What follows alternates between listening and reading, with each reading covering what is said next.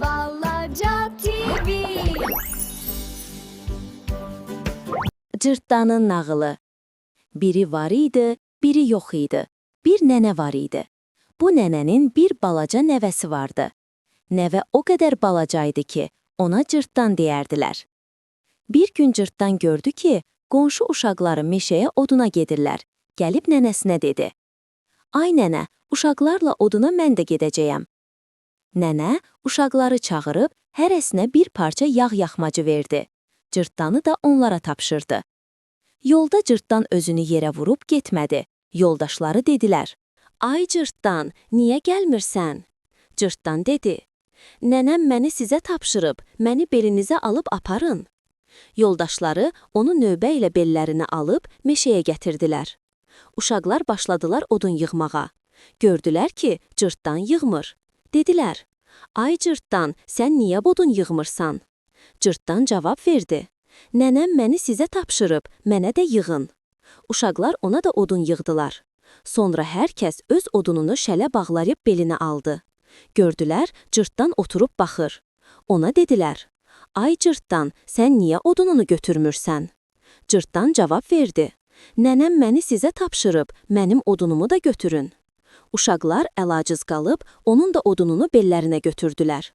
Biraz yol gedəndən sonra gördülər ki, cırtdan geridə qalıb ağlayır. Dedilər: "Ay cırtdan, niyə ağlayırsan?" Cırtdan cavab verdi: "Yorulmuşam, nənəm sizə yağ yaxmacı verdi." Yoldaşları onun sözünü ağzında qoydular. Onlardan biri cırtdana acıqlandı: "Pis öyrənərsən, daha səni belimizə götürən deyilik." Cırtdan əlacsız qalıb, yoldaşlarının arxası ilə getməyə başladı. Onlar bir xeyli getdikdən sonra axşam oldu. Qaranlıq qovuşdu, yolu azdılar. Meşədən çıxanda gördülər ki, bir tərəfdən işıq gəlir, o biri tərəfdə it hürür. Biri dedi: "İşıq gələn tərəfə gedək." O biri dedi: "İt hürən tərəfə." Bilmədilər ha tərəfə getsinlər. Axırda cırtdandan soruşdular: "Ay cırtdan, it hürən tərəfə gedək, yoxsa işıq gələn tərəfə?" Cırtdan cavab verdi: "İt hürən tərəfə getsək, it bizi qapar. İşıq gələn tərəfə gedək, bəlkə yolu tapa bildik." Uşaqlar işıq gələn tərəfə gedib, bir divin evinə çıxdılar. Div onları görəndə sevinib öz-özünə dedi: "Yaxşı oldu, gecə onları bir-bir yeyərəm." Uşaqlara biraz çörək yedirdib yatırtdı. Gecədən biraz keçəndən sonra div uşaqların birini yemək istədi. Uşaqların yatıb yatmadığını bilmək üçün dedi: "Kim yatıb, kim oyaq?" Bu sözü eşidəndə cırtdan tez başını qaldırıb dilləndi: "Hamı yatıb, cırtdan oyaq." Div soruşdu: "Cırtdan, nə üçün oyaq?" Cırtdan dedi: "Nənəm mənə hər gecə qayğanaq bişirərdi, yedirib yatırardı." Div qalxdı, tez qayğanaq bişirib cırtdana yedirtdi ki, bəlkə yatsın. Bir qədər keçəndən sonra div yenə soruşdu: "Kim yatıb, kim oyaq?" Yenə cırtdan başını qaldırıb dedi: "Hamı yatıb, cırtdan oyaq." Div soruşdu: "Cırtdan, nə üçün oyaq?"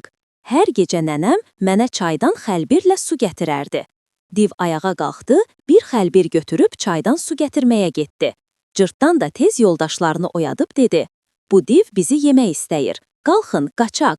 Uşaqlar tez qalxdılar, qaçıb çaydan keçdilər. Bu tərəfdən div nə qədər xəlbiri suya salıb qaldırsa, gördü ki, xəlbirdə su qalmır. Axırda təngə gəlib qayıtmaq istəyəndə, bir də gördü ki, uşaqlar çayın o tərəfindən gedirlər. İstədi sudan keçib uşaqların dallarınca düşsün, amma keçə bilmədi. Axırda onları səslədi: "Ay uşaqlar, sudan nə təhər keçdiniz?" Cırtdan tez cavab verdi: "Get bir dənə dəyirman daşı tap, boynuna keçirt, özünü suya at, onda keçərsən." Div cırtdanın sözünə inandı, gedib bir dəyirman daşı tapıb boynuna keçirtdi. Özünü suya atdı, suda boğulub öldü. Göydən 3 alma düşdü, biri mənim, biri sənin, biri də nağıl söyləyənin.